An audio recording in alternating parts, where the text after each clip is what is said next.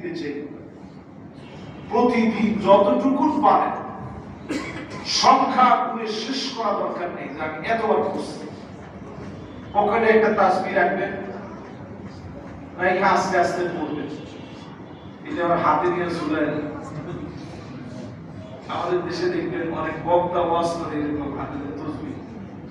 আপনি ওয়াজ করতেছেন, এখন তসবিহের কোন কাজ? বক্তা ওয়াজ করতেছেন তসবিহ নিয়ে। আসলে কি জবা উদ্দেশ্য না ফ্যাশন উদ্দেশ্য? সব জিনিসের ফ্যাশন বানায়। এটা ইবাদত, এটা কি ইবাদত?